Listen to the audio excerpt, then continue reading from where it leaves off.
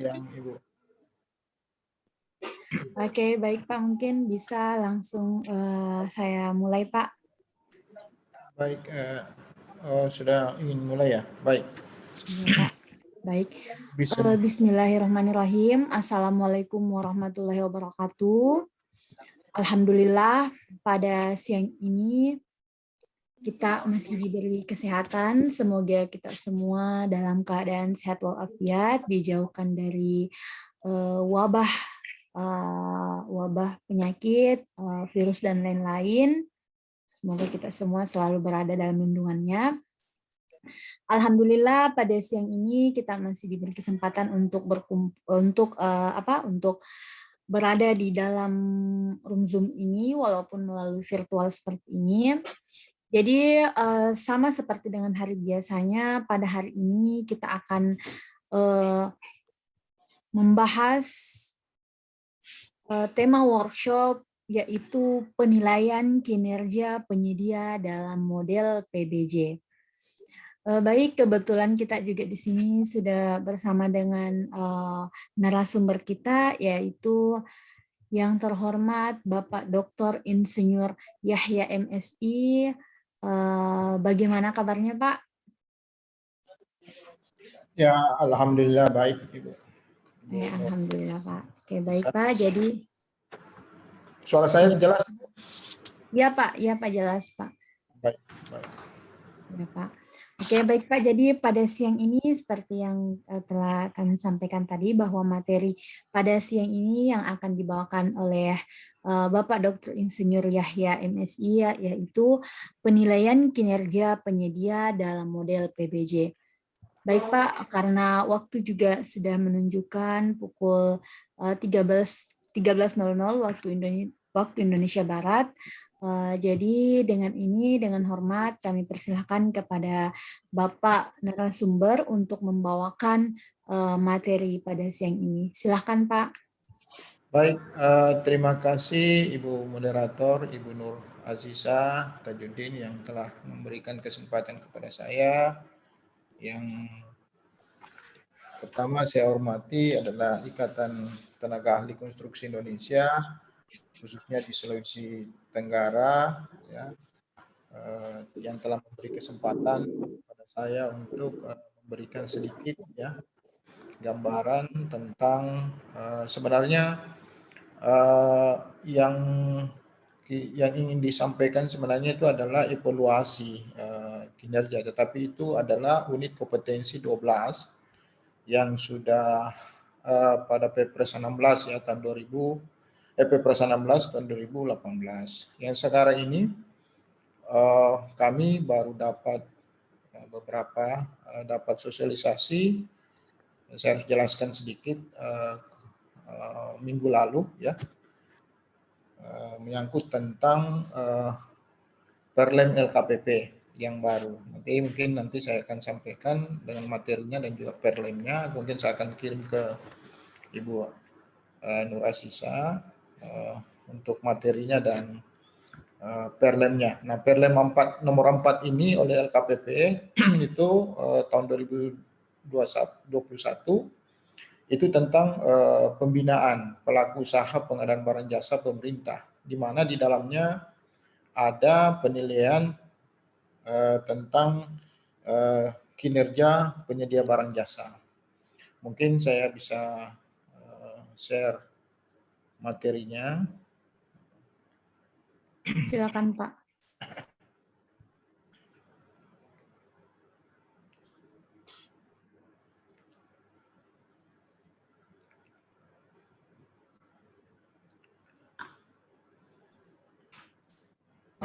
Baik, ini materi yang disampaikan pada sosialisasi yang mana peraturan LKPP nomor 4 tahun 2021 yang baru ya, yang mana di sini namanya pembinaan pelaku usaha pengadaan barang jasa pemerintah. Di dalamnya salah satu poin ya, di sini ada 4 ya, ada 4 yang pembinaan dalam pelaku usaha. Itu adalah yang pertama adalah peningkatan kapasitas pelaku usaha. Kemudian kedua adalah pemberian dukungan, ya. Kemudian keempat yang kita akan bahas hari ini adalah penilaian kinerja penyedia.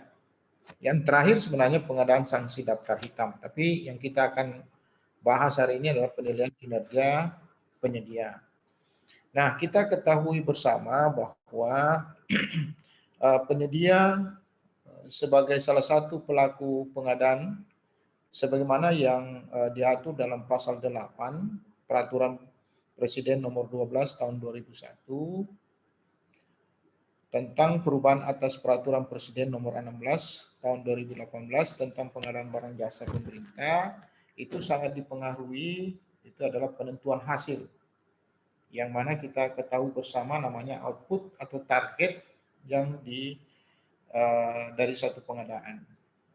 Baik itu dari segi kualitas, kuantitas, waktu maupun lokasinya. Sehingga di dalam Perlem 4 ini diperlukanlah namanya pembinaan secara menyeluruh sehingga pengadaan barang jasa yang disediakan akan menjadi lebih baik dari waktu ke waktu, seperti itu. Nah, mungkin kita bisa melihat bahwa pembinaan pelaku usaha dilakukan oleh kementerian, lembaga, pemerintah daerah sesuai dengan tugas dan kewenangan masing-masing berdasarkan peraturan perundang-undangan. Nah, dalam pembinaan pelaku usaha itu dapat ya kementerian, lembaga, pemerintah daerah dapat bekerjasama dengan baik itu dunia usaha, kemudian asosiasi pelaku usaha, kemudian asosiasi atau organisasi profesi seperti yang sekarang melaksanakan kegiatan ini, kemudian perguruan tinggi, kelima adalah organisasi kemasyarakatan, keenam adalah pemangku kepentingan yang lain kalau itu berhubungan dengan pengadaan barang jasa. Nah, yang bentuk pembinaan yang kita ketahui itu ada 4 yang tadi saya sudah sampaikan di depan di dalam pendahuluan, yaitu adalah pembinaan pemberian peningkatan kapasitas, ya, kemudian pemberian dukungan.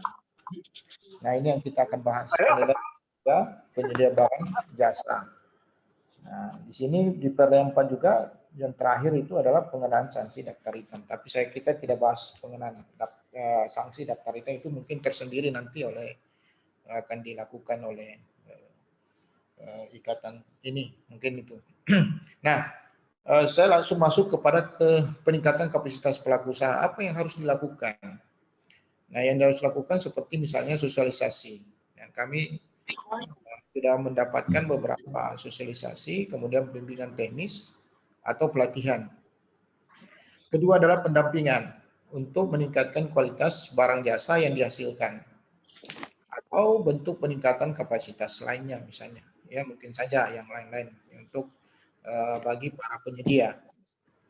Kemudian pemberian dukungan itu seperti misalnya memberikan informasi untuk peluang usaha. Kemudian menyelenggarakan sistem informasi pengadaan barang jasa dan sistem pendukungnya.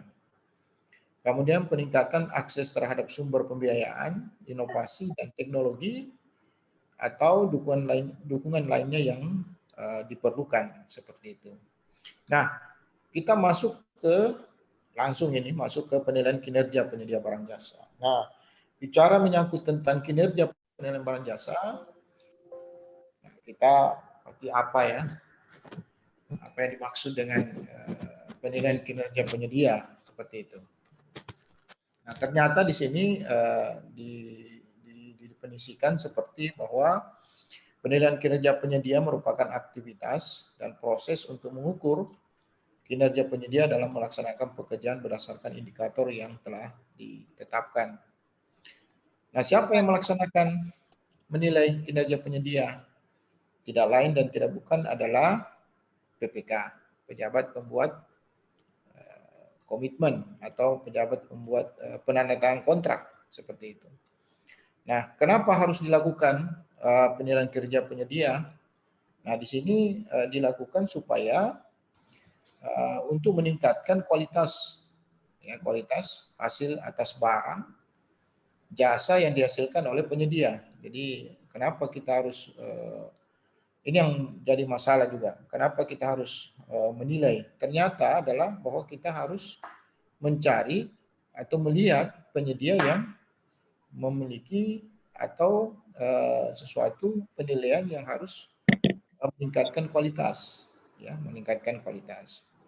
Nah, bagaimana cara kita menilai penyedia? Nah, ternyata penilaian didasarkan bahwa melaksanakan pekerjaan harus sesuai dengan ruang lingkup yang telah ditetapkan dalam kontrak. Ini dasar umumnya bahwa ingin kita menilai satu penyedia, maka kita harus melihat pekerjaan apakah sesuai dengan kontrak. Nah, itu secara secara harfiahnya atau secara ringkasnya bahwa apakah sesuai dengan kontrak. Nah, kalau tidak sesuai, sehingga ada nilai penilaian tersendiri, ataukah sesuai dengan 100%, ada juga penilaian tersendiri dalam pembinaan pelaku usaha pengadaan barang jasa ini. Baik. Nah, adapun tujuan penilaian kinerja penyedia, mungkin kita bisa melihat bahwa yang pertama mewujudkan tertib, ya, penyelenggaraan pekerjaan dalam rangka menjamin kualitas barang jasa hasil pekerjaan penyedia. Kemudian memperoleh profil penyedia, ya, yang mana penyedia berdasarkan kinerja dalam pelaksanaan kontrak. Ya.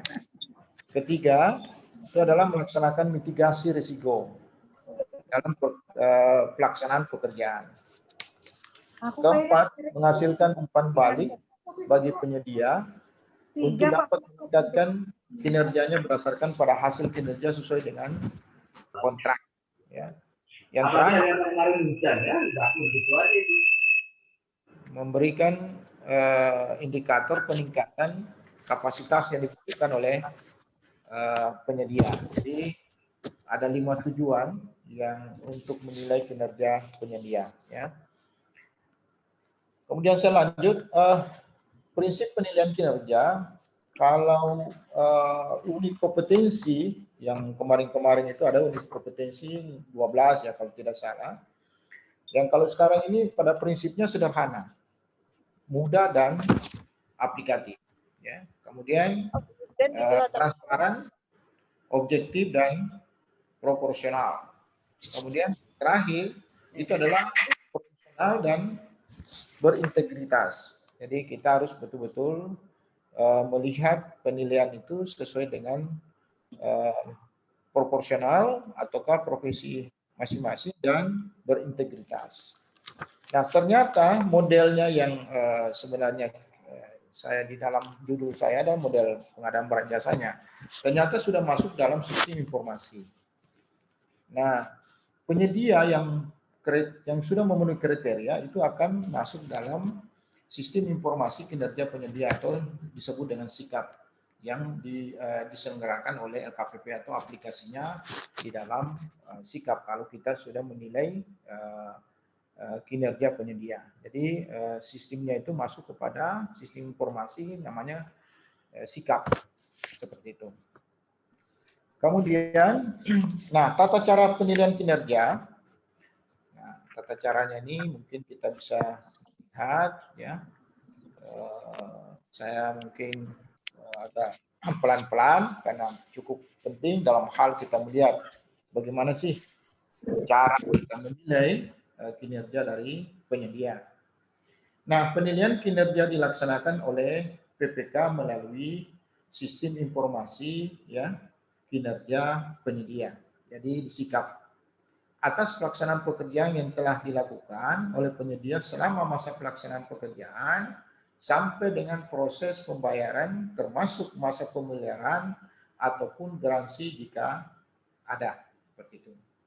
Yang kedua, dalam melakukan penilaian kinerja, PPK dapat dibantu oleh pengelola pengadaan, tenaga ahli, atau pihak lain yang kompeten, ya, atau pihak lain yang profesional lah, seperti itu. Kemudian khusus untuk, ya, penilaian kinerja pada e-processing melalui toko daring itu dilakukan berdasarkan syarat dan ketentuan yang berlaku pada masing-masing toko daring. Jadi ada di toko daring punya penilaian tersendiri, ya, seperti itu.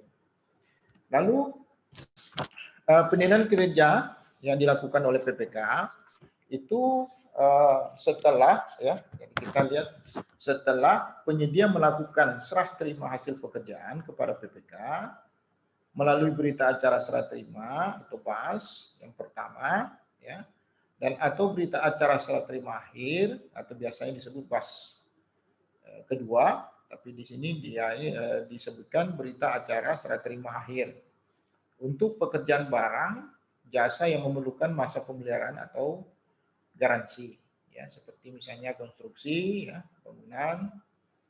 Nah, kemudian yang kedua, PPK menghentikan kontrak karena keadaan KH kalau seandainya ada sesuatu dan pekerjaan tidak dilanjutkan atau diselesaikan.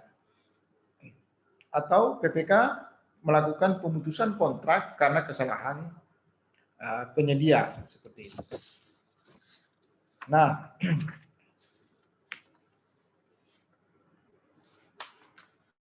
aspek yang diukur, ya, atau indikator atau bobot, ya, penilaian kinerja bisa kita lihat, ya, di sini itu kualitas dan kuantitas itu ada 4, ya. Kemudian biaya, waktu dan layanan, ya. Layanan di sini adalah indikatornya adalah tingkat respon penyedia. Atau kalau kita berkomunikasi, ini yang penting ini sebenarnya. Saya mulai dari bawah layanan karena biasanya penyedia kalau dihubungi pada saat pekerjaan mulai bermasalah agak sulit, ya, alasannya terlalu banyak. Nah, ini mungkin ada juga penilaian itu sekitar 20% bobotnya. Kemudian kualitas dan kuantitas itu 30% kalau dia sesuai. Nah, kemudian biaya, ya, pengendalian biaya itu 20%. Kemudian waktu, ketepatan, ya, ketepatan waktu itu 30%, sehingga jumlahnya semua menjadi 100%. Ini aspek indikator dan bobotnya. Adapun di dalam scoring aspek dan kriteria tadi, ya, kita bisa melihat. Nah, aspek kualitas dan kuantitas pekerjaan itu kita bisa dibagi atas 3, ya. Ada cukup, ada baik dan sangat baik. Jadi ini skornya 1, 2, dan 3. Nah, kalau cukup dalam kualitas dan kuantitas pekerjaan, itu pekerjaan misalnya konstruksi misalnya, itu memerlukan perbaikan atau pergantian agar sesuai dengan kontrak. Jadi kalau lebih dari 50% pergantian misalnya barang, jasa yang dilakukan, kemudian dia diganti lebih dari 50%, maka itu dianggap. Kemudian kalau dia kurang dari 50%, ya, kurang dari 50%, maka dianggap baik atau nilai skornya 2, ya. Jadi kalau pekerjaan memerlukan perbaikan, penggantian agak sesuai dengan kontrak misalnya. Nah, kalau sangat baik itu skornya 3. Artinya adalah 100%, ya, pekerjaan itu sesuai dengan kontrak. Itu seperti itu. Nah, kemudian yang kedua adalah biaya. Biaya ini juga sama, di kriterianya cukup, baik, dan sangat baik. 1, skornya 1, 2, dan 3. 1 adalah tidak menginformasikan. Jadi sudah ada, Pak, dia punya keterangan atau kriterianya. Tidak menginformasikan sejak awal atas kondisi kejadian yang berpotensi menambah biaya, ya. Kemudian mengajukan perubahan kontrak yang berdampak penambahan total biaya tanpa alasan memadai sehingga ditolak oleh PPK. Itu dianggap cukup, ya, kalau seandainya seperti itu. Kemudian baik melakukan salah satu kondisi pada kriteria yang cukup misalnya. Kemudian sangat baik telah melakukan pengendalian biaya dengan baik dengan menginformasikan sejak awal atas kondisi yang berpotensi menambah biaya atau perubahan kontrak sudah didasari dengan alasan yang dapat dipertanggungjawabkan. Jadi itu sangat baik kalau menyangkut tentang biaya. Jadi sudah penyedia sudah berkoordinasi dengan PPK misalnya.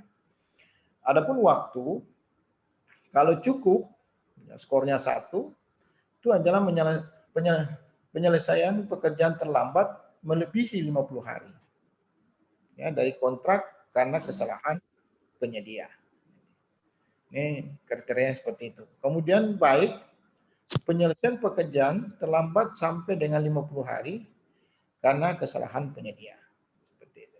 Kemudian sangat baik penyelesaian pekerjaan sesuai dengan waktu dalam kontrak atau lebih cepat sesuai dengan kebutuhan PPK. Nah, layanan ini ada cukup, sama, baik, dan sangat baik.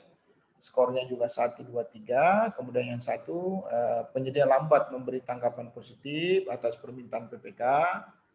Kedua, penyedia sulit diajak berdiskusi dalam penyelesaian pelaksanaan pekerjaan. Kemudian baik itu kalau dia merespon permintaan dengan menyelesaikan sesuai dengan yang diminta, atau penyedia mudah dihubungi dan berdiskusi dalam penyelesaian pelaksanaan pekerjaan.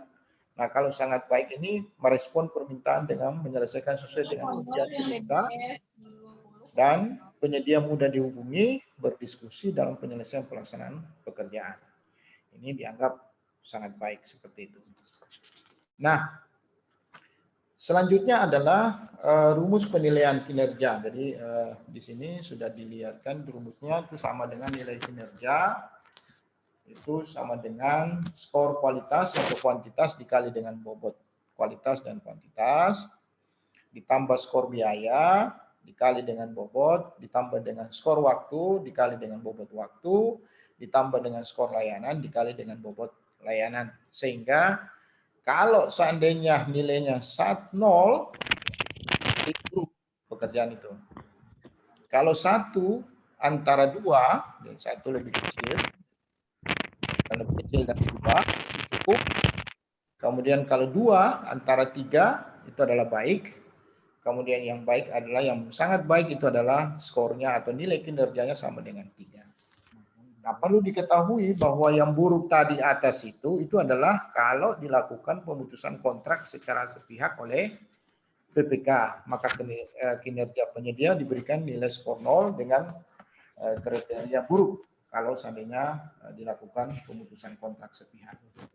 Sedangkan untuk daerah, kementerian, lembaga, dan pemerintah daerah melakukan monitoring dan evaluasi terhadap kinerja penyedia seperti itu. Nah, dari penilaian ini, dari penilaian nilai kinerja ini, kalau seandainya ada bobotnya nilai 3 misalnya, atau nilainya 2 misalnya, ya, baik, maka ada reward kepada penyedia. Ya, kita juga mungkin bisa melaksanakan pemberian pekerjaan misalnya, ya, karena kita sudah melihat bahwa penilaian kinerja penyedia itu memenuhi syarat misalnya. Jadi hasil penilaian kinerja dapat dijadikan pertimbangan dalam proses pengadaan. Itu seperti itu satu. Yang kedua adalah ketentuan mengenai pengadaan hasil penilaian kinerja mengikuti pedoman dalam peraturan lembaga tentang pedoman pemilihan penyedia. Jadi tetap kita akan mengacu ke Perlem 12 ya, Perlem 12 ya, tahun 2021 tentang pemilihan penyedia. Seperti itu. Oke, mungkin itu saja yang bisa saya paparkan hari ini. Mungkin kita akan kembangkan di diskusi. Saya kembalikan ke moderator. Silakan. Terima kasih Pak Yahya. Ya. Baru bergabung ini Pak Yahya. Oh iya Pak Kur. Ya, silakan Pak Kur. Terima kasih sudah menyajikan materi saat ini. Saya persilakan kepada Pak Ibu Moderator untuk mengantarkan sesi diskusi kita. Terima kasih. Oke, baik Pak, terima kasih Pak. Namun mohon maaf sebelumnya Pak, kalau mungkin suara saya kurang jelas karena di sini lagi hujan deras Pak. Di tempat saya Pak lagi hujan deras. Ya, jadi itu tadi materi yang telah dibawakan oleh Bapak Bapak Dr. Insinyur Yahya MSI mengenai dengan topik materi kita pada hari ini, yaitu penilaian kinerja penyedia dalam model PBJ, dan sangat banyak poin-poin penting yang telah disampaikan oleh Bapak. Jadi baik Pak, untuk selanjutnya kita akan melanjutkan yaitu sesi diskusi atau tanya jawab. Untuk Bapak dan Ibu yang ingin bertanya, silakan untuk mengirimkan pertanyaannya melalui form chat atau bisa juga langsung raise hand biar bisa berkomunikasi langsung dengan narasumber kita. Baik Pak, pertanyaan pertama sudah ada di form chat dari Bapak Muhammad Santoso. Langsung saja Pak, saya bacakan mungkin Pak pertanyaannya.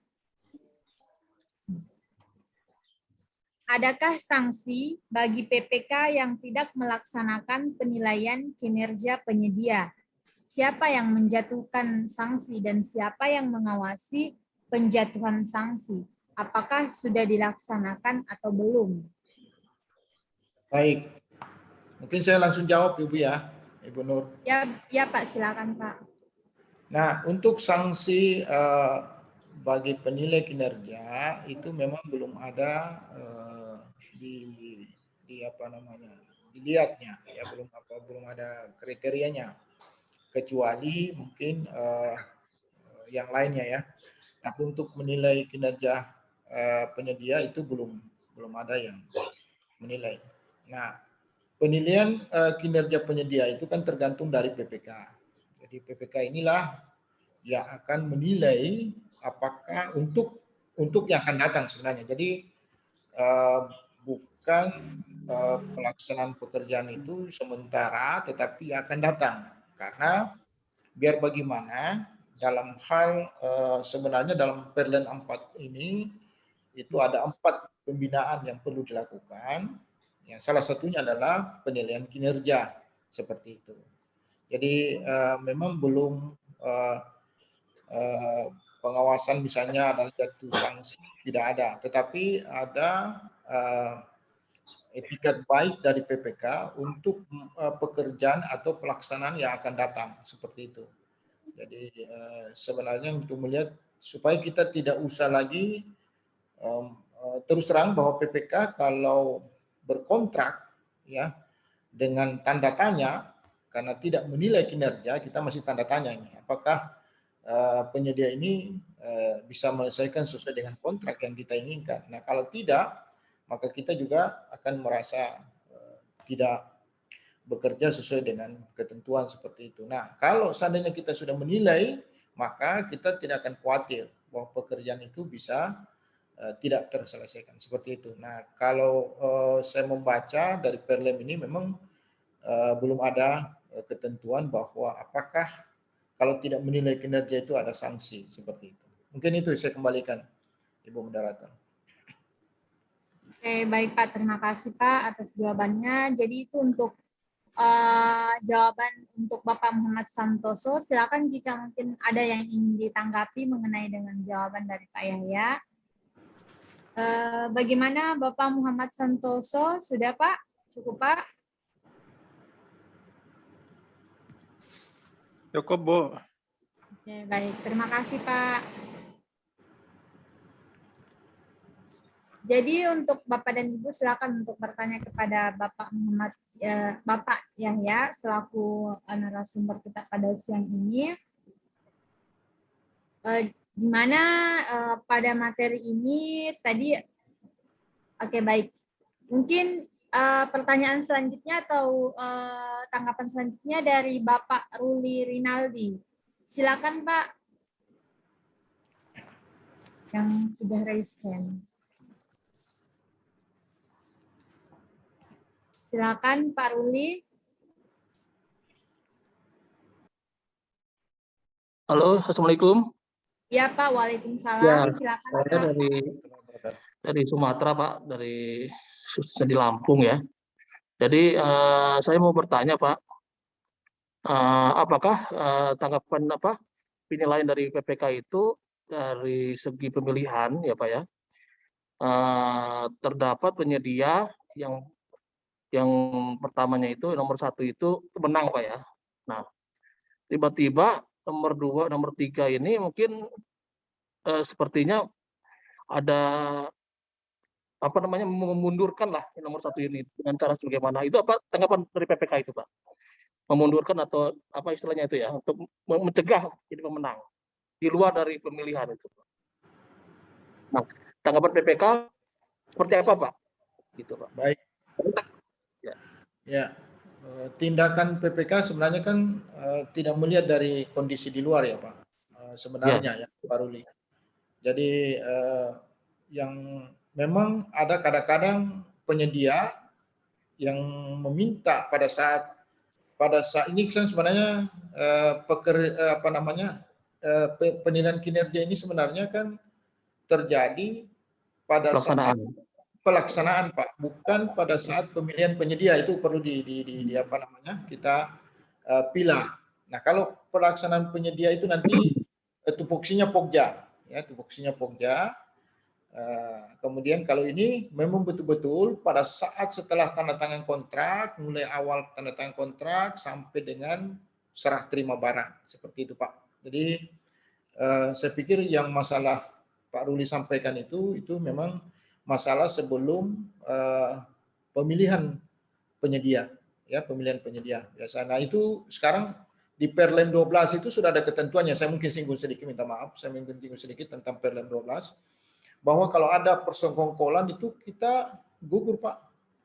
Kalau perlu masuk daftar hitam, itu langsung seperti itu. Jadi, nah daftar hitam kalau KPA atau PPK KPA tidak mengusulkan daftar hitam, itu baru ada sanksinya Pak. Artinya ada sanksi administrasinya.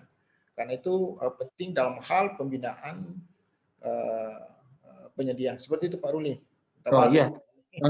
Ya memang itu sudah masuk ke pas penetapan pemenang ya Pak ya.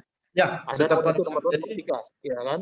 Sudah ranahnya ke PPK gitu kan waktu pas SPPJ itu kan. Ya Pak. Cuman betul PPK ini memantau kok kenapa nomor 1 pemenang tiba-tiba dia tidak hadir gitu kan. Nah, sedangkan yang muncul itu kalau nggak nomor 2, nomor 3 Pak. Nah, itu yang mungkin membuat PPK itu kadang-kadang membingungkan gitu Pak, karena kita juga perlu hati-hatian juga dalam membuat kontrak. Takutnya ada kesalahan di hukum gitu Pak. Ya baik. Nah yang harus dilakukan oleh PPK sebenarnya bukan dalam menilai pekerjaan ya Pak, minta maaf, bukan dalam menilai, karena ini baru dalam tahap pelaksanaan SPPJ. Kalau sebenarnya urutan pertama tidak bersedia, maka dan tanpa alasan dan tidak diterima oleh PPK, maka itu daftar hitam Pak. Itu langsung daftar hitam. Jadi nilai kinerjanya sama dengan nilai 0 yang tadi saya sampaikan. Itu Pak, seperti itu Pak Ruli. Baik, berarti nomor 1 bila emang tidak datang atau tidak lengkap berkas-berkasnya, berarti blacklist apa ya? Itu yang lainnya Pak, sementara itu. Ya, karena memang kalau dia langsung mundur tanpa alasan dan tanpa PPK tidak menerima alasan itu masuk daftar hitam Pak. Baik. Terima kasih ya Pak itu. Ya, sama-sama Pak Ruli. Ya. Ya, terima kasih Pak Ruli. Jadi itu tadi mengenai dengan sistem pemilihan PPK ya Pak. Jadi selanjutnya Pak, ini pertanyaan dari Bapak Muhammad. Ini pertanyaan dari Bapak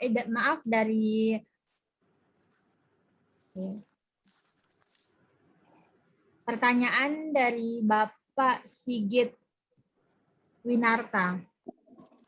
Ya, jadi langsung saja Pak saya bacakan. Jika belum ada sanksi ataupun reward, jika PPK tidak menilai penyedia, jadi hanya bersifat himbauan saja. Alhasil proses penilaian kinerja ini tidak ada kekuatannya. Harusnya memberikan tekanan jika memang harus dilaksanakan. Oh, sepertinya ini Pak tanggapan dari Bapak Sigit Winarta. Bagaimana Bapak Yahya untuk menanggapi pernyataan dari Bapak Sigit, Pak? Ya, kalau ada ini kan di luar daripada pelaksanaan pengadaan barang jasa Ibu, masalahnya. Ini kan sudah masuk dalam ranah mungkin tindakan pemaksaan dan sebagainya. Ya, tetapi kalau sesuai dengan prosedur, maka tetap kita akan melihat pemenang pertama, pemenang kedua, dan pemenang ketiga.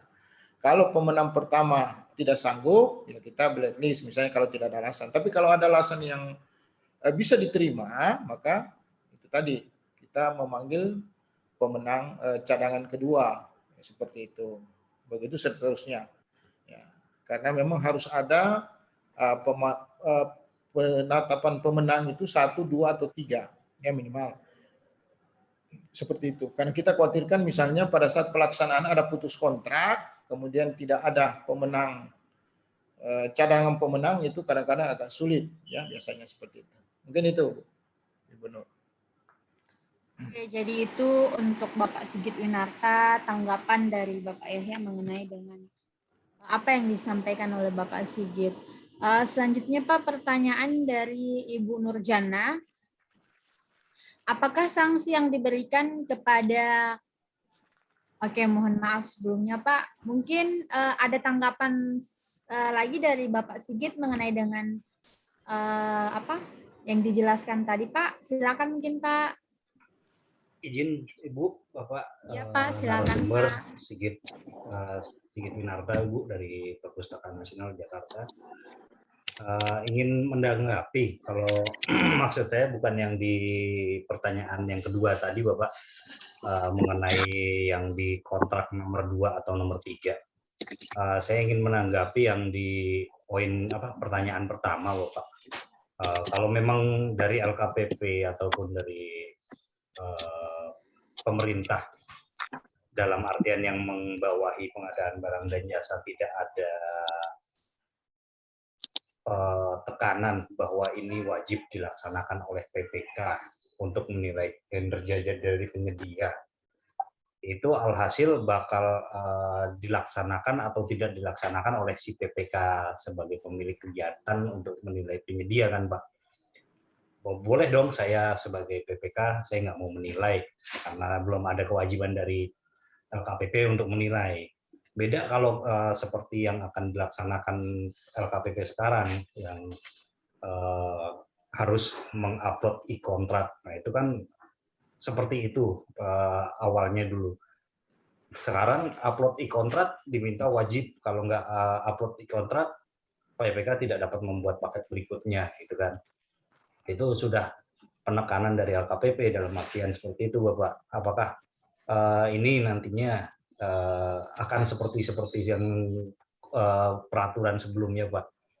Kalau memang tidak wajib untuk menilai si penyedia, ya udah PPK pusing Pak, daripada saya menilai penyedia, saya akan memilih untuk menggarap kontrak saya yang selanjutnya, ribet-ribet ya, nggak ada kewajiban Pak. Ya, baik Pak Sigit. Itu gitu loh Pak maksudnya. Jadi begini Pak, maksudnya bukan tidak ada kewajiban. Tadi kan ditanyakan menyangkut tentang sanksi. Apa sih sanksi PPK kalau tidak menilai penyedia kinerja penyedia. Betul. Tetapi kalau dalam kewajiban tetap, karena sudah masuk dalam Perlem LKPP Pak. Jadi disyaratkan dan Perlem LKPP nomor 4 sudah bahwa dalam pembinaan khususnya penyedia itu yang tadi ada 4 kriteria yang saya sampaikan Pak. Salah satunya adalah penilaian kinerja penyedia. Yang pertama itu adalah peningkatan kapasitas pelaku usaha. Itu wajib hukumnya ya kita membina peningkatan kapasitas. Kemudian memberi dukungan kepada penyedia. Ini kita memberi dukungan supaya dia bisa berkembang, misalnya kita di daerah dan sebagainya. Nah, ketiga ini penilaian Pak, penilaian kinerja penyedia. Jadi sudah keluar perlemnya LKPP, artinya bahwa PPK siap untuk melaksanakan. Tetapi dalam sanksi bahwa kalau PPK tidak melaksanakan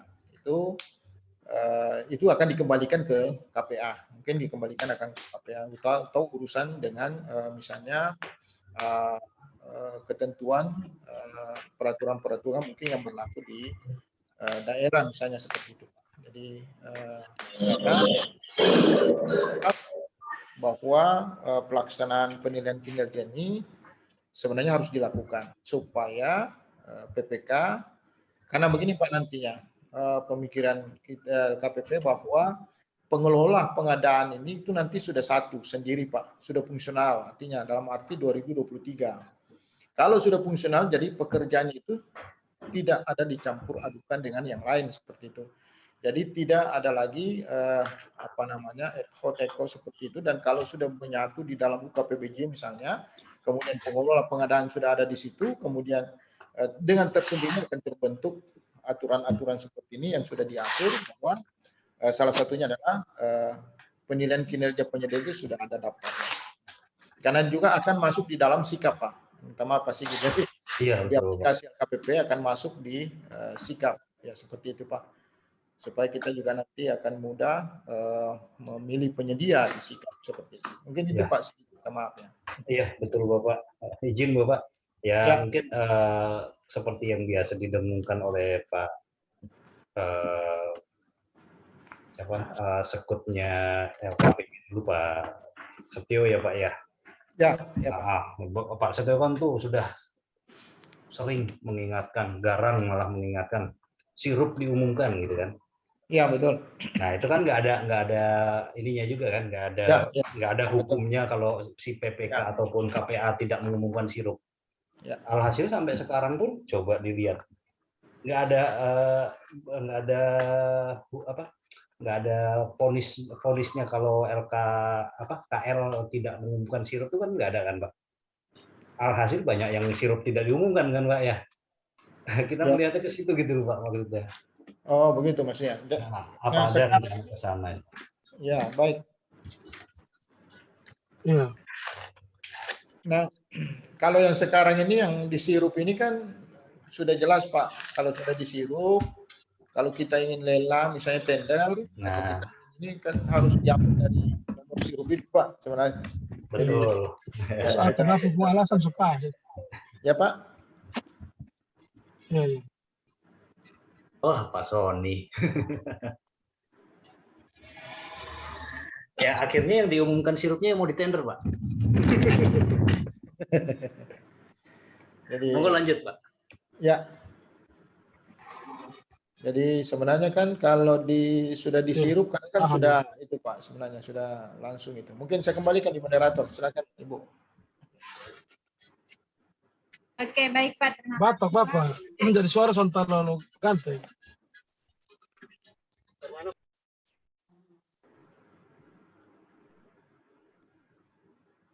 Ya, jadi maaf. Ya, jadi terima kasih Bapak. Selanjutnya Pak, ini pertanyaan dari Ibu Nurjana. Apakah sanksi yang diberikan kepada penyedia jasa konstruksi yang melakukan PHO terkait antisipasi akhir anggaran tahun berjalan 2020 dengan pemberian kesempatan kerja 50 hari tahun luncuran 2021 dan belum selesai dikerjakan? Bagaimana dengan penilaian kinerja penyedia? Dapat ditetapkan sebagai pemenang jika melakukan penawaran atau lelang LPSE tahun 2021. Mohon pencerahannya katanya Pak. Terima kasih. Baik. Jadi dia lebih dari 50 hari ya Bu ya? Nggak kelihatan di sini. Tadi terputus suaranya.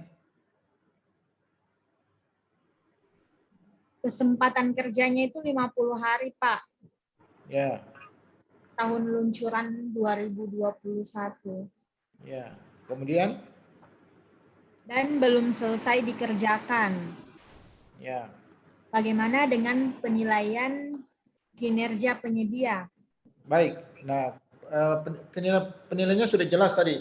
Kalau dia tidak selesai diberi waktu kesempatan 50 hari, kemudian belum selesai, maka itu penilaiannya nilainya 1. Artinya indikatornya nilainya tadi sudah disampaikan kalau seandainya kurang dari 50 hari itu nilainya cukup 1 seperti itu. Sehingga kita tahu bahwa penyedia ini akan datang kalau seandainya dia menawar, kemungkinan besar ada penyedia lain yang sudah dinilai kinerjanya, ya maka kita lihat oh ternyata itu juga salah satu penilaian dalam hal untuk untuk akan datang untuk jadi pemenang seperti itu. Mungkin itu, Bu. Oke, baik Pak, terima kasih Pak. Jadi itu untuk Ibu Nurjana mengenai dengan pertanyaan Ibu, semoga dapat membantu. Selanjutnya Pak, ini ini tanggapan dari Bapak Muhammad Santoso, katanya tadi setuju dengan Pak Sigit, dan apakah aplikasi sikap dapat diakses? Ini sepertinya tanggapan dari pertanyaan yang tadi Pak, yang di atas tadi Pak. Ya. Dan apakah aplikasi sikap dapat diakses atau dibaca oleh penyedia lain sehingga ada bentuk pengawasan dari masyarakat dalam penilaian kinerja penyedia, katanya Pak. Ya, jadi di sikap itu sudah masuk. Kalau dia sudah masuk, berarti dia sudah lolos dari penilaian, Ibu. Artinya bahwa penilaiannya itu nilainya sangat baik seperti itu. Sehingga kita mendorong penyedia-penyedia daerah supaya masuk dalam sikap, sehingga untuk memilih nantinya kan kita tidak perlu lagi mengklarifikasi atau melihat lagi data-data secara administrasi, tetapi sudah ada pada dokumen atau aplikasi sikap seperti itu. Jadi mempermudah sebenarnya nanti PPK ataupun pejabat pengadaan ataupun misalnya Pokja seperti itu, Bu.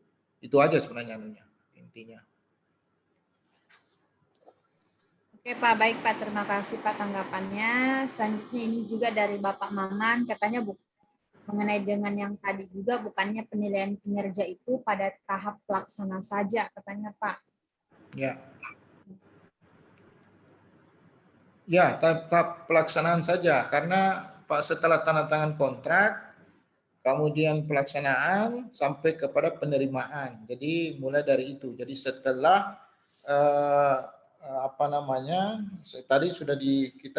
tadi sudah disampaikan bahwa penilaian kinerjanya itu adalah setelah serah terima seperti itu. Jadi penyedia melakukan serah terima, baru dilakukan penilaian seperti itu. Jadi bukan pada saat dia melaksanakan seperti itu. Jadi setelah dia serah terima, kalau serah terimanya itu kita lihat sesuai dengan kontrak, ya penilaiannya seperti itu tadi. Kalau sesuai dengan kontrak berarti dia sangat baik seperti itu. Jadi pada tahap pelaksanaan saja. Ya, selanjutnya Pak, ini pertanyaan dari Bapak Wiyanto. Kemanakah hasil nilai kerja dikirim? Karena banyak penyedia jasa yang kinerjanya buruk pada suatu wilayah, tapi di wilayah lain masih diberikan kesempatan kerja lagi. Alhasil kinerjanya penyedia jasa terulang kembali. Ya, jadi makanya saya bilang penilaian kinerja ini sebenarnya kan untuk PPK punya informasi, kemudian dia juga akan masuk dalam sikap. Dan nanti kita akan menjaring penyedia-penyedia yang ini akan masuk di dalam sikap. Nah, kalau sudah masuk dalam sikap berarti kan kita sudah anggap sangat baik. Nah, adapun penyedia-penyedia lain misalnya di tempat lain itu jangan kita pikirkan seperti itu, maksud saya. Artinya kita harus bedakan bahwa kalau seandainya di tempat lain dia mendapat misalnya pekerjaan, bisa saja dia bekerja dengan baik karena mungkin terdahulunya dia bekerja tidak baik, mungkin dia sudah tahu kekurangannya dia dan lain sebagainya mungkin saja. Tetapi apa yang sudah dinilai dari PPK sebenarnya tahu persis PPK di daerah, yang kecuali PPK baru ya. Kalau PPK yang baru misalnya baru diangkat mungkin atau baru melaksanakan, tetapi kalau PPK yang sudah berpengalaman misalnya pasti tahu persis untuk menilai kinerja, apalagi dengan mudah menilai kinerja sebenarnya karena sudah melihat tahu persis bahwa siapa-siapa penyedia-penyedia yang melaksanakan kegiatan itu sesuai dengan kontrak seperti itu. Mungkin itu sebenarnya, Bu. Jadi itu yang saya lihat seperti itu. Ya. Iya Pak, baik Pak, terima kasih Pak. Selanjutnya ini pertanyaan dari Bapak Maliki di Jambi. Ya Pak, dari Bapak Maliki di Jambi. Apakah setelah pemenang pertama ditetapkan, tetapi pemenang pertama tidak bisa hadir untuk pembuktian kualifikasi, Dengan masalah tersebut, PPK meminta untuk kegiatan tersebut diminta untuk dilelang ulang, padahal pemenang kedua dan ketiga sudah ada. Apakah dengan masalah tersebut PPK akan mendapatkan sanksi? Itu kan lain. Jadi di dalam penilaian kinerja ini lain tersendiri. Kalau yang tadi disampaikan itu masalah lain. Itu masalah penantangan kontrak atau penantangan SPPJ seperti itu. Nah, kalau seandainya misalnya yang tadi pihak pertama tidak mau, misalnya PPK harus memberi sanksi kepada pihak pertama kalau PPK tidak terima. Tapi kalau alasan penyedia PPK terima, oke, dia memanggil pihak yang tadi urutan kedua, ya, atau calon pemenang kedua. Itu seperti itu. Nah, begitu juga misalnya kalau calon kedua tidak misalnya, ya harus urutan calon ketiga seperti itu. Nah, kalau tidak, itu dianggap sebagai baru kita anggap bahwa pelaksanaan tender ini itu dianggap gagal seperti itu, ya, dianggap gagal. Mungkin itu, Bu. Pak, jadi PPK memberi sanksi jika pemenang pertama tidak menghadiri tanpa alasan dan kembali memanggil pemenang kedua, ya Pak, dan Ya, seterusnya seperti itu, begitu juga dengan pemenang ketiga. Oke, selanjutnya itu tadi untuk Bapak Maliki Jambi. Jika ada tanggapannya Pak, bisa langsung untuk melakukan raise hand kepada narasumber kita, melakukan diskusi langsung kepada narasumber kita bisa. Jadi selanjutnya Pak, ini pertanyaan dari Bapak Sufirman Ivo. Ya, apa pengaruh kinerja penyedia dengan pekerjaan yang sedang atau akan dilaksanakan?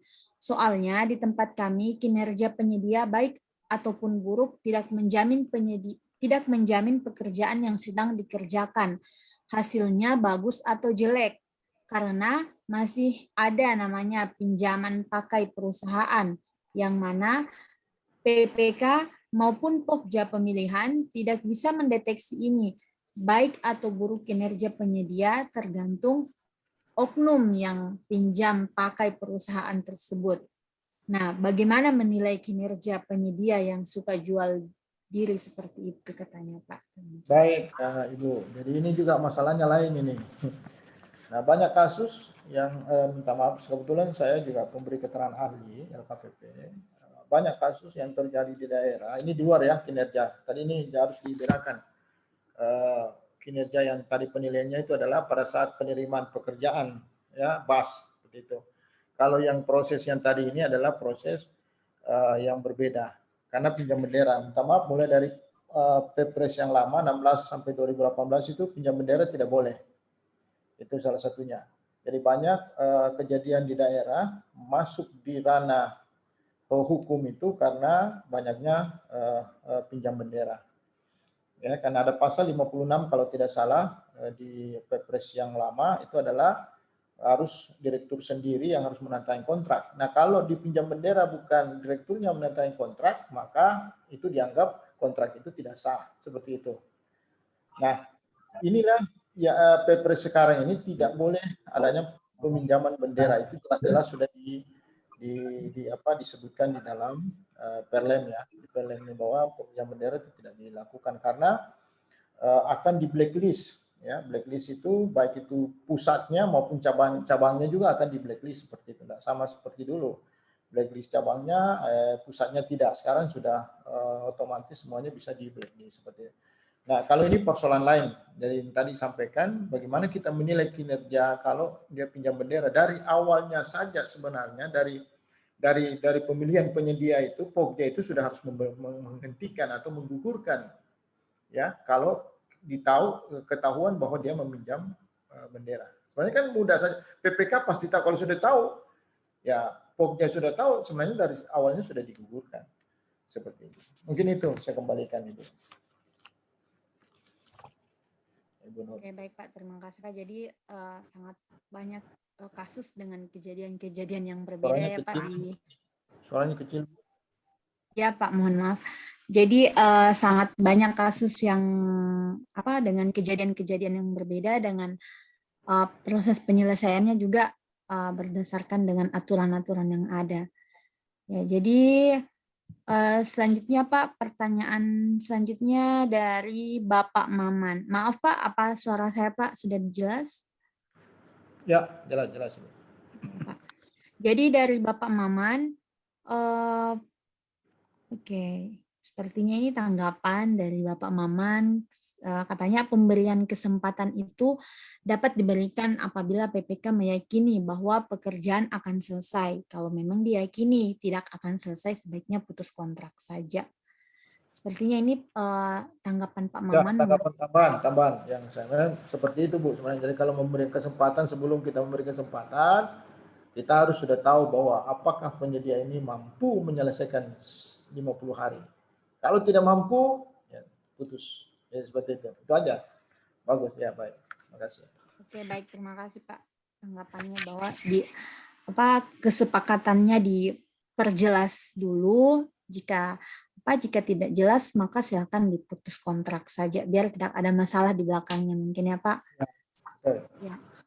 Selanjutnya dari Bapak Trinugroho, izin bertanya. Oke Pak, ketika PPK telah memberikan penilaian, apabila ternyata penyedia tidak terima terhadap penilaian PPK tersebut, adakah perlindungan hukum terhadap PPK penilai penyedia tersebut? Ya, sudah dilindungi oleh Perpres ya 12 tahun 2021 sebenarnya. Jadi PPK sebenarnya bekerja sesuai dengan tupoksi PPK sebenarnya. Ini kan salah satu tupoksi PPK itu, penilaian kinerja penyedia. Sehingga kalau ada pun penyedia tidak menerima, kalau memang dia misalnya tadi penyedia tidak melaksanakan pekerjaan 50 hari, melebihi 50 hari dan tidak selesai. Sehingga nilainya kita sudah tahu bahwa pekerjaan ini buruk, artinya kurang misalnya. Kita sudah tahu ini pekerjaannya kurang. Ya, jadi kita sudah harus was-was gitu seperti itu. Jadi kita hanya melihat penilaian seperti itu untuk PPK. Dan sebenarnya ini minta maaf sekali lagi saya banyak kasus yang saya dapati misalnya sebenarnya PPK sudah tahu persis bahwa siapa-siapa penyedia, siapa-siapa pelaku usaha yang ada di daerah itu yang punya kalau dia bekerja sesuai dengan kontrak. Nah, yang jadi masalah itu tadi yang seperti yang disampaikan pertanyaan sebelumnya. Banyak para penyedia itu yaitu tadi pinjam misalnya bendera misalnya. Nah, ini yang biasanya ini yang jadi masalah. Contoh ada kasus yang saya tangani, penyediaannya ini kinerjanya 3, sangat bagus ya. Ternyata dia dipinjam dan pekerjaannya tidak selesai, sehingga menjadi buruk lagi karena dia meminjamkan bendera kepada orang lain seperti itu. Itu ada kejadian seperti itu. Jadi akhirnya sudah di blacklist, ya blacklist. Nah kalau di blacklist berarti kan 2 tahun atau 1 tahun dia tidak bisa melakukan kegiatan usahanya seperti itu. Jadi gitu. Benar. Oke, baik Pak, terima kasih. Jadi itu untuk Bapak Trinugroho bahwa sudah dilindungi di dalam hukum, yaitu dalam Perpres ya Pak tadi tahun 2021. Ya, selanjutnya dari Bapak Sony Yusuf Lasibe. Oke Pak, apa reward untuk penyedia jika penyedia melaksanakan pekerjaannya 100% sesuai kontrak? Apakah hanya sebatas pembayaran, sedangkan kita PPK, jika penyedia terlambat melaksanakan pekerjaan tidak sesuai kontrak, PPK memberikan denda. Sedangkan berbicara tentang kinerja penyedia, semua PPK pasti pernah melakukan, tetapi tidak dibuat kualitatif dan kuantitatif dalam bentuk laporan. Ya, kalau ini kan lebih banyak menyinggung kepada Perlem 12 ya, bagaimana penyedia melaksanakan pekerjaan. Kalau dia laksanakan 100%, kita nilai, ya kita nilai kinerjanya baik seperti itu, karena sudah menjalankan penyedia. Tapi kalau diberi kesempatan, kemudian dia tidak menyelesaikan pekerjaan seperti itu, maka jelas ya pasti ada denda. Karena pemberian kesempatan itu ikutan dendanya. Makanya tidak ada addendum kontrak. Ya, tidak ada kayaknya ada misalnya perpanjangan pelaksanaan jaminan pelaksanaan seperti itu. Karena memang sudah dilihat PPK melihat bahwa pekerjaan ini bisa selesai kalau diberi kesempatan 50 hari seperti itu. Nah, apa reward kalau kinerja penyedia barang itu baik misalnya? Mungkin kita misalnya ada pekerjaan pengadaan langsung. Misalnya contoh saja pengadaan langsung, mungkin kita langsung panggil dia. Kita sudah tahu bahwa pekerjaannya dia bagus. Kita tinggal memanggil saja. Kan pengadaan langsung itu kan kita melihat pekerja yang memang betul-betul baik atau betul-betul kinerjanya. Itu salah satunya reward misalnya kita bisa memberikan pekerjaan ini mungkin pengadaan langsung ya, bukan penunjukan langsung ya, tapi pengadaan langsung. Mungkin itu seperti itu. Oke, baik Pak, terima kasih Pak. Ya, mungkin dari Bapak Tungku Abdullah, bagaimana Pak? Ada pertanyaan Pak? Silakan bertanya Pak. Ya, jadi itu tadi terima kasih untuk narasumber telah menjawab beberapa pertanyaan yang telah diajukan dari peserta dan menanggapi semua tanggapan-tanggapan, di mana banyak sekali tadi poin-poin yang telah disampaikan oleh Bapak narasumber kita mengenai dengan pembinaan pelaku usaha pengadaan barang atau jasa pemerintah.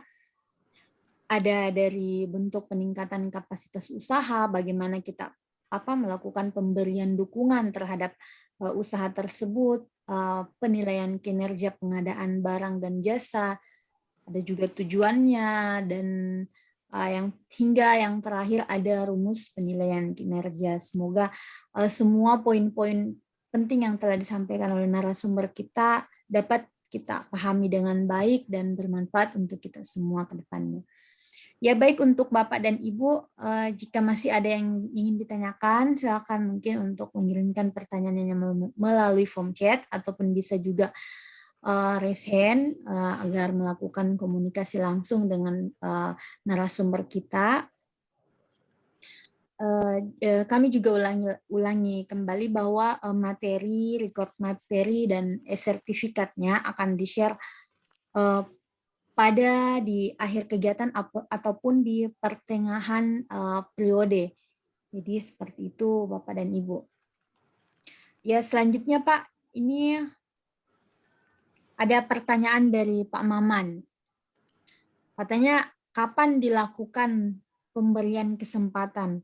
Apa saja administrasi yang harus dilakukan apabila diberikan kesempatan? Baik, jadi pemberian kesempatan ini sebenarnya kan masuk di dalam Perlen 12 LKPP 2021. Oke, nanti ada beberapa, tapi sama saja dengan yang sebelumnya bahwa PPK memberi kesempatan kepada penyedia, ya harus dia lihat, dia tahu betul sisa pekerjaan itu bisa dikerjakan kalau diberi kesempatan oleh PPK seperti itu. Ya, jadi penyedia harus PPK harus tahu persis bahwa kalau saya beri kesempatan penyedia sanggup melaksanakan pekerjaan itu. Apa yang harus administrasi yang harus dilakukan? Yang pertama adalah karena ini pekerjaannya pasti belum selesai. Masih ada pekerjaan yang belum selesai. Yang pertama adalah penyedia memohon kepada PPK surat untuk memberikan kesempatan. Kemudian PPK mengundang rapat atau mengundang rapat yang dihadiri kalau itu konstruksi misalnya ya oleh perencana, kemudian pelaksana kontraktor tadi, kemudian pengawas, kemudian PPK, kemudian mungkin tim pengelola atau tim peneliti kontrak misalnya ya. Kemudian dibuat berita acara bahwa boleh diberi kesempatan 50 hari dan penyedia melakukan surat pernyataan sanggup untuk melaksanakan pekerjaan. Dan juga administrasinya adalah memperpanjang. Kalau diberi kesempatan 50 hari, maka dia memperpanjang jaminan pelaksanaan. Kemudian penyedia harus didenda. Ya, kalau seandainya pas 50 hari, ya 5% dari apakah, nah ini harus perlu diperhatikan Pak, apakah didenda sesuai kontrak, satu kesatuan kontrak, atau didenda bagian kontrak yang hanya tersisa itu. Nah, ini perlu dilihat. Ya. Kalau fungsinya itu fungsi PPK melihat fungsi yang ingin dikerjakan itu bukan menyangkut keseluruhan kontrak, maka kita denda dengan bagian kontrak. Ya. Tapi kalau fungsinya itu mempengaruhi keseluruhan kontrak, maka kita denda dengan keseluruhan kontrak, bukan bagian kontrak. Nah, itu dendanya tadi kalau 50 hari, pas 50 hari, ya 5% dari bagian kontrak atau keseluruhan kontrak. Nah, seperti itu, Ibu Nur. Oke, baik, terima kasih Pak. Itu untuk Pak Maman mengenai dengan pemberian kesempatan dan administrasi apa saja yang harus dilakukan apabila diberikan kesempatan. Ya, selanjutnya Pak, pertanyaan dari Bapak Karantina ND. Ya, izin bertanya Bapak narasumber, ketika pekerjaan sudah di PHO dan FHO dan diaudit oleh APIP dan BPK, dinyatakan sudah selesai dan adanya laporan masyarakat, adanya dugaan tipikor. Apakah aparat berwajib bisa langsung memproses tanpa mengkoordinasi dengan APIP? Terima kasih. Baik, nah ini perlu juga kita pahami, makanya juga banyak kejadian juga ya seperti ini bahwa HPH, khususnya HPH, baik itu kepolisian maupun kejaksaan misalnya, itu kalau seandainya dia ingin membuat satu laporan misalnya, maka itu harus dilapor ke APIP. Aturannya seperti itu. Jadi di APIP duluan dilaporkan, nanti APIP yang akan melakukan selama waktu tertentu ya untuk melakukan memeriksa kembali di UKPBJ. Apakah yang dilaksanakan oleh UKPBJ apa sudah sesuai dengan apa yang sudah dilakukan oleh APIP maupun apa yang dilakukan oleh BPK misalnya. Nah, kalau tidak ada temuan, tidak ada masalah. Dan kalau seandainya tipikor melangsung, nah ini yang kita harus sepakati bersama Bapak Ibu sekalian. Kalau sebagai PPK atau sebagai Pokja, kita diminta oleh HPH misalnya pemeriksaan, kita jangan langsung memberikan berkas-berkas yang, karena itu berkas adalah termasuk administrasi rahasia negara. Yang bisa mengeluarkan itu adalah KPA pada khususnya. Kalau KPA mengizinkan ya bisa keluar itu kontrak misalnya dan administrasi seperti itu. Nah ini yang perlu kita sepakati, harus dilaporkan ke APIP. Itu aturannya seperti itu. Jadi tidak boleh lagi HPH langsung mengambil dokumen tanpa seizin dari KPA. Seperti itu. Ini yang saya kembalikan Ibu. Terima kasih. Oke, baik Pak. Jadi seperti itu Bapak Karantina ND. Semoga bisa terjawab ya Pak. Terima kasih. Ya Pak. Selanjutnya Pak, pertanyaan dari Bapak Maman. Katanya apakah jaminan pelaksanaan harus diperpanjang dan apakah waktu pelaksanaan harus diadendum dalam kontrak, Pak? Baik. Kontrak kan kalau diberi kesempatan, ini perlu kita pahami. Kalau adendum kontrak itu kalau ada desain, ada prototipe yang tidak sesuai dengan di lapangan, kemudian kita adendum itu tidak boleh lebih dari 10%. Nah, kalau ini kan bicara pemberian kesempatan, berarti sudah lewat tahun anggaran. Kan kita punya anggaran itu hanya 1 tahun tunggal. Kecuali kalau dia tahun jamak ya, itu beda. Jadi bukan lagi diperpanjang seperti itu. Atau kita adendum kalau jamak misalnya. Tapi kalau dia 1 tahun kemudian pas 31 Desember berakhir kontrak, ini umpamanya saja. Ini kita harus perpanjang karena masih ada belum selesai. Ya, belum selesai. Nah, pelaksananya itu harus diberi kesempatan. Kalau PPK merasa bahwa penyedia itu sanggup mengerjakan itu, seperti itu. Nah, sehingga kontrak itu tidak diadendum.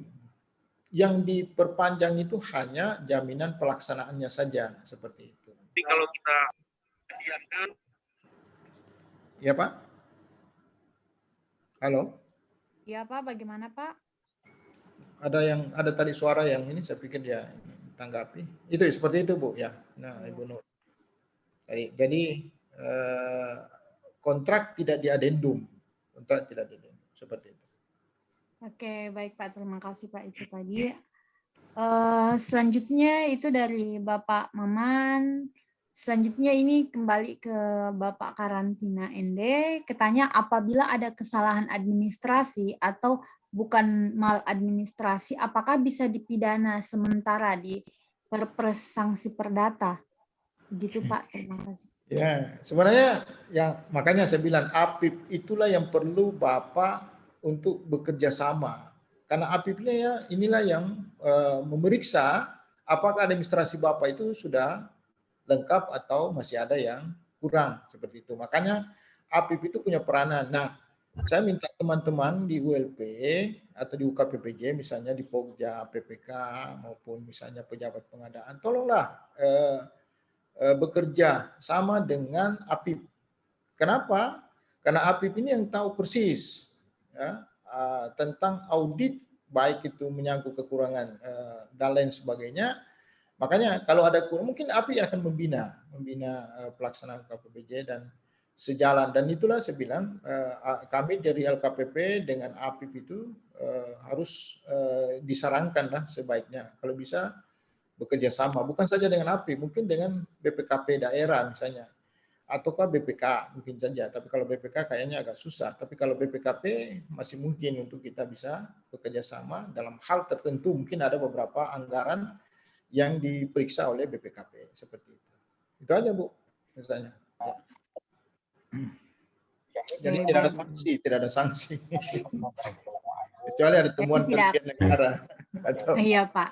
Ya. Tidak ada sanksi kecuali ada kerugian negara yang ini Pak ya yang digunakan.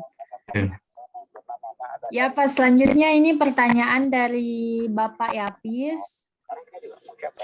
Mohon maaf dulu Pak. Ini pertanyaan dari Bapak Yapis. Izin bertanya Bapak narasumber, bagaimana pembuatan laporan fisik pekerjaannya ketika kita tuangkan ke dalam schedule rencana? Apakah ini termasuk dalam adendum lagi ketika sudah diberikan masa kesempatan 50 hari? Baik. Nah, kalau kita sepakati diberi 50 hari, kan tadi sudah saya jelaskan bahwa yang dikerja itu kan sisa pekerjaan yang belum selesai dikerjakan. Dan itu kan sudah ada dalam kontrak. Seperti itu. Sudah ada dalam KAK, rencana ya di KAK-nya itu sudah jelas. Kita kan tidak rubah. Makanya saya bilang tadi, kalau tidak diberi kesempatan, kalau misalnya sebelumnya, ini kan pemberian kesempatan ini kan setelah tahun anggaran kontraknya habis seperti itu. Tapi kalau kontraknya belum habis, ada perubahan lokasi, ya kita adendum seperti itu. Tapi kalau seandainya pemberian kesempatan, ya kita tidak melakukan adendum lagi, cukup memperpanjang pelaksanaan jaminan pelaksanaan itu seperti itu. Itu yang seperti makanya di Perpres itu mungkin kita cobalah, artinya biasanya itu inovasi-inovasi banyak ya biasa terjadi, tapi sebenarnya yang kita inginkan adalah yang penting kita tahu apakah perpanjangan ini adendum itu lain sendirinya, apakah memberi kesempatan juga tersendiri aturannya seperti itu. Itu Bu. Izin tanya Pak, izin tanya. Ya silakan Pak Yapis. Ya Pak, silakan Pak. Mengenai laporan itu tadi Pak, ini kan kita kasih 50 hari kesempatan kerja. Artinya dalam laporan itu secara backup data berarti dia belum full 100% Pak.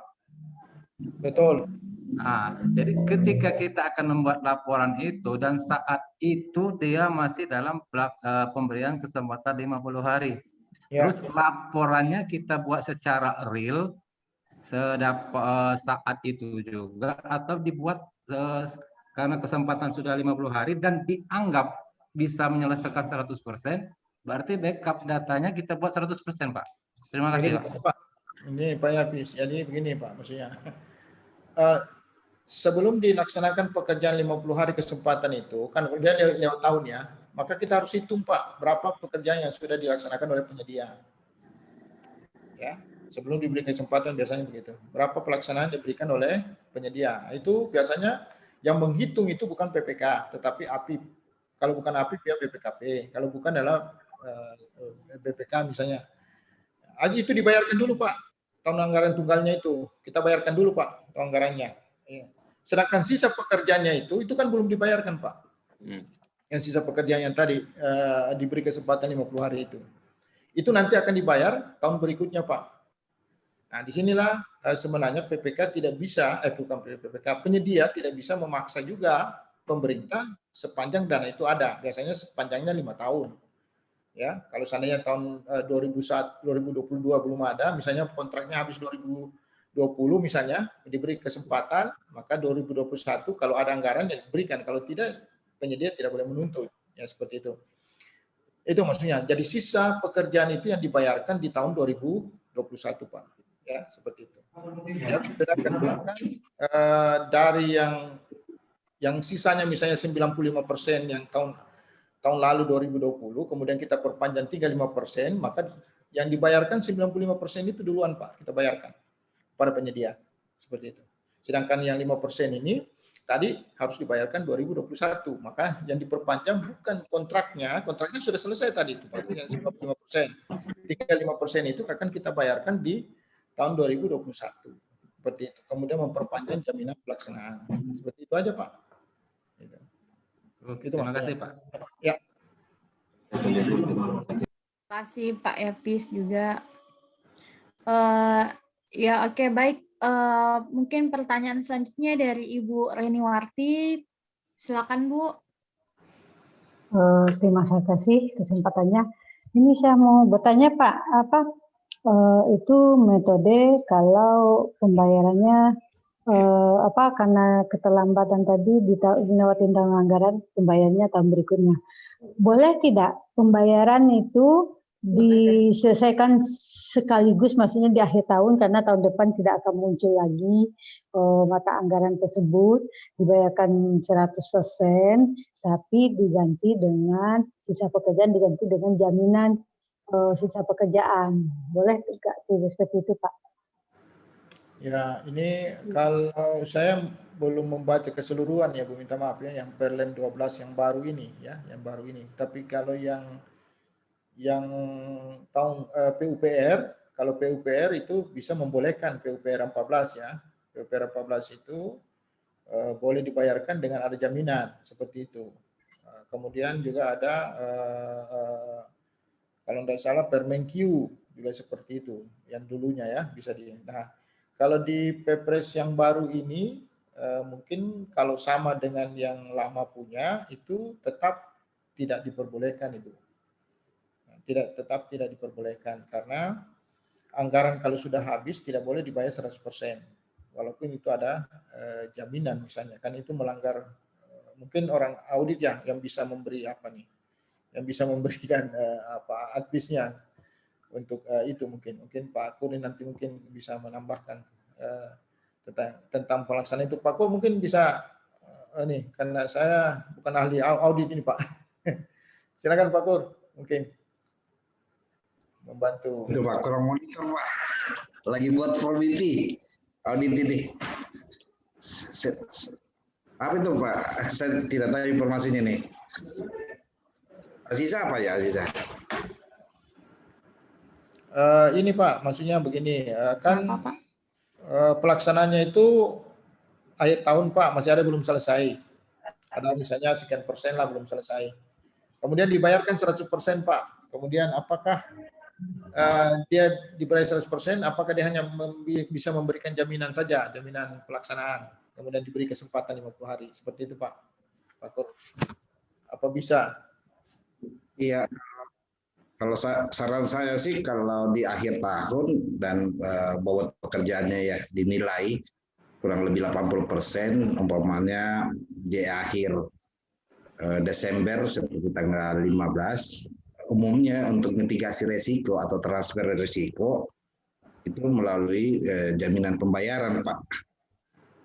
Jadi bisa dibayarkan 100% asal penyedianya itu menyerahkan jaminan pembayaran dari bank umum atau asuransi yang sudah dicairkan kliennya. Itu saya sih selebihnya belum ada metode yang terhadap. Baik. Ya, jadi itu saja, Pak. Ya, Ibu. Baik, bagaimana Pak Yahya? Cukup Pak juga? Ya, cukup. Saya sudah Oke. disampaikan oleh Pak. Oke, baik Pak. Terima kasih. Jadi itu untuk Ibu Reni mengenai dengan pertanyaannya. Semoga dapat terjawab Pak. Terjawab Bu, mohon maaf. Oke, selanjutnya kita ke satu lagi ini Pak. Oke, ada 2 pertanyaan lagi Pak. Ini dari Bapak. Oke, dari Bapak Sony. Izin bertanya lagi Pak. Berbicara tentang penilaian kinerja penyedia, sebaiknya PPK menggunakan sistem nilai bobot atau skala Likert. Dan dalam indikator penilaiannya, apakah bersifat kuantitatif atau kualitatif? Kemudian agar tercapai akuntabilitas, apakah data itu juga dapat dipakai oleh APH dalam audit? Oh, baik. Baik, jadi ini tidak ada urusannya dengan HPH sebenarnya. Ini urusannya dalam pelaksanaan pengadaan barang jasa khusus untuk informasi dari PPK dan aplikasi daripada SIKAP, Sistem Informasi Kinerja Penyedia, seperti itu. Jadi tidak ada skala-skala seperti yang tadi disampaikan. Dia hanya ada skor 1, 2, 3 penilaiannya.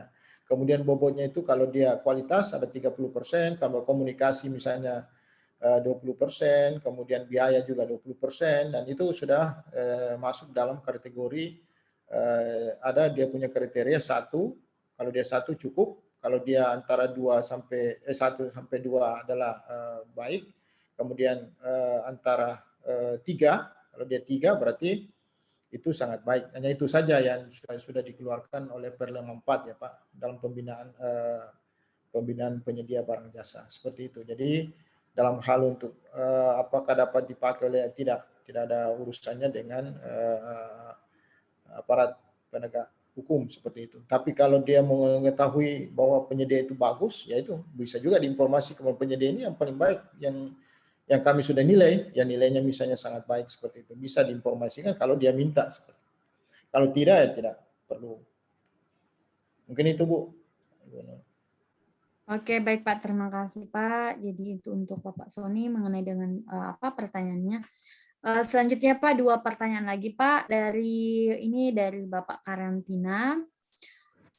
Izin bertanya lagi Pak, untuk pemberian kesempatan melewati tahun anggaran untuk kontrak tahun tunggal sesuai PMK 243 tahun 2015 paling lama diberikan 90 hari dengan memperpanjang jaminan pelaksanaan.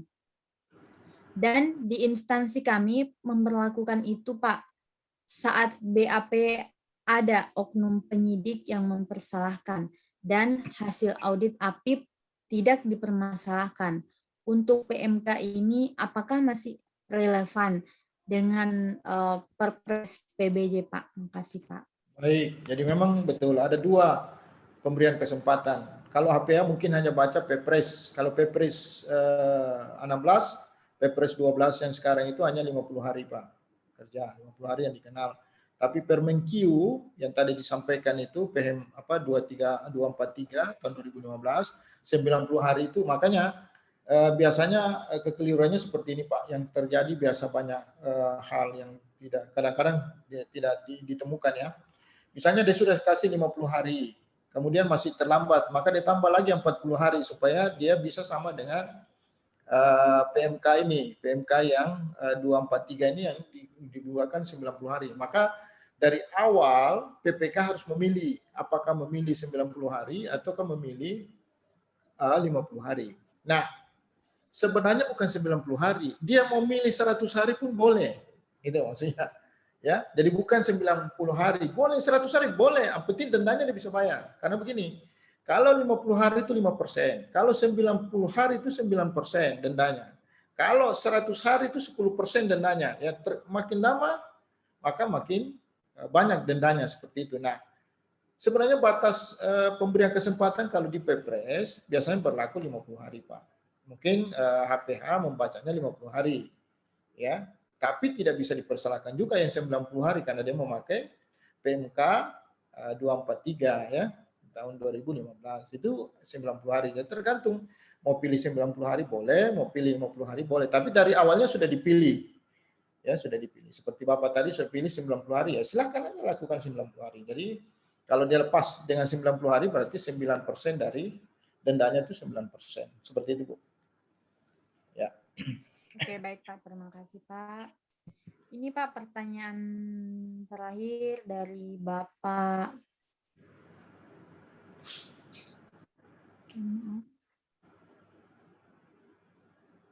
Oke, pertanyaan terakhir dari Bapak Maliki di Jambi. Izin bertanya lagi Pak. Oke Pak, baik. Apakah dalam Permen PUPR nomor 14 tahun 2020 PPK mengundang pemenang untuk melaksanakan rapat persiapan penunjukan sebelum terbit SPPBJ setelah berita acara hasil pemilihan diterima oleh PPK. Tetapi di dalam peraturan LKPP nomor 12 tahun 2021 ada perubahan yang menjelaskan PPK tidak perlu melakukan rapat persiapan penunjukan. Bagaimana PPK bisa melakukan penilaian, Pak? Baik, jadi ini perlu saya luruskan ya. Nah, kita lelang misalnya kita tender atau kita pelaksanaan tender, apakah pada saat belum berlaku Perpres 12 2001. Nah, kalau setelah Juni kita lakukan pelaksanaan, itu kita harus menganut Perpres 12 2001 seperti yang PPK yang tadi ditanyakan. Tetapi kalau sebelumnya kita masih tetap pakai, karena itu konstruksi, kita masih tetap pakai PUPR 14 tahun 2000. Sehingga ya seperti itu tadi dijalankan. SPPJ sebelum ada rapat, biasanya MC 0 ya, MC 0.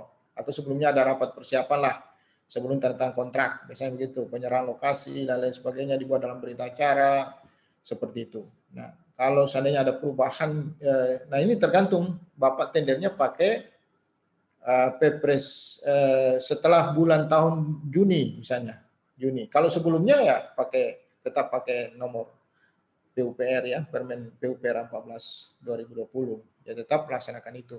Kalau sebelum Juni ya. Setelah Juni ya, karena Juni berlaku Perpres 21 maka kita mengacu ke Perpres 12 tahun 2021 karena PUPR sudah tidak berlaku lagi.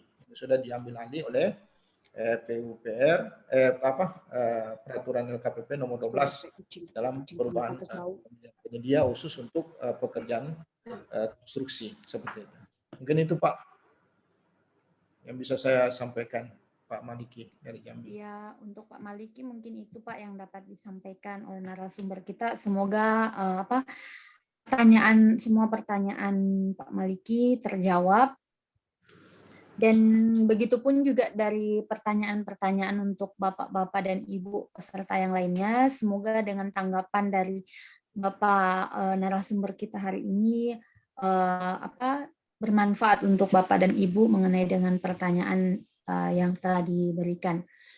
Oke Pak, mungkin itu tadi pertanyaan dari Bapak Maliki merupakan penutup sesi diskusi kita pada hari ini.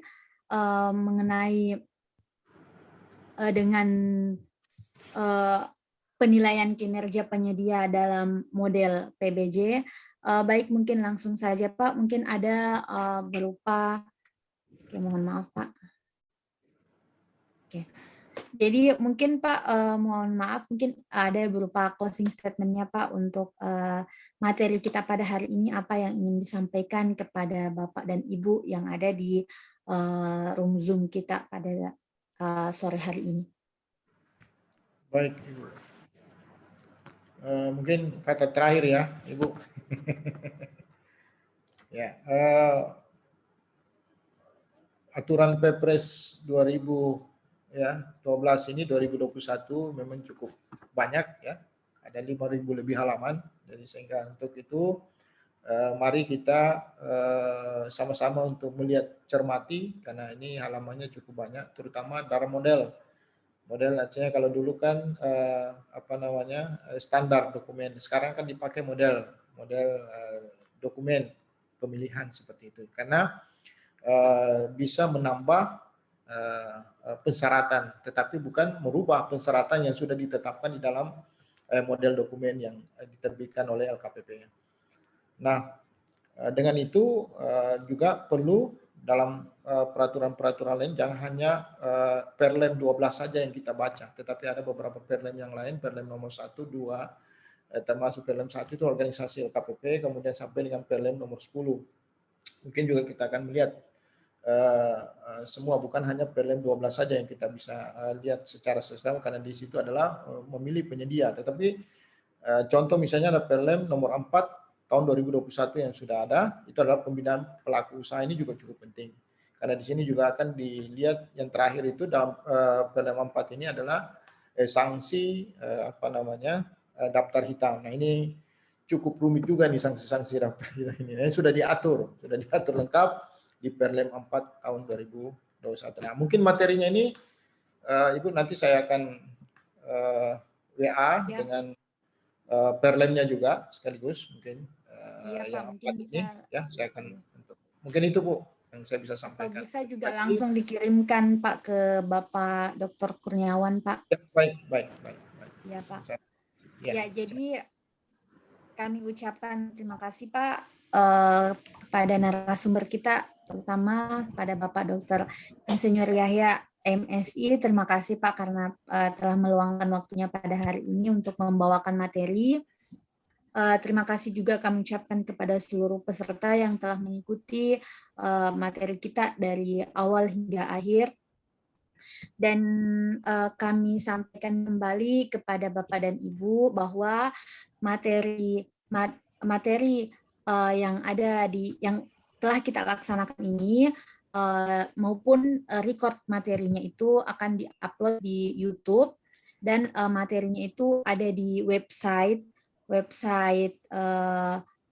yang ada di link di deskripsi grup. Jadi untuk Bapak dan Ibu yang telah melakukan registrasi bisa nanti ketika sudah diinfokan oleh panitia bahwa materi telah diupload, silakan untuk mengecek di website tersebut. Di situ sudah ada materinya, nanti akan di-share. Tetapi mungkin materinya akan di-share pada pertengahan kegiatan ini ataupun di akhir kegiatan. Nanti materinya akan di-share semua Bapak dan Ibu. Jadi terima kasih kami ucapkan, dan kami juga memohon maaf Pak apabila selama kegiatan hari ini ada kesalahan ataupun itu, kami memohon maaf. Dan akhir kata kami ucapkan wassalamualaikum warahmatullahi wabarakatuh. Waalaikumsalam warahmatullahi wabarakatuh. Terima kasih. Terima kasih Pak Yahya.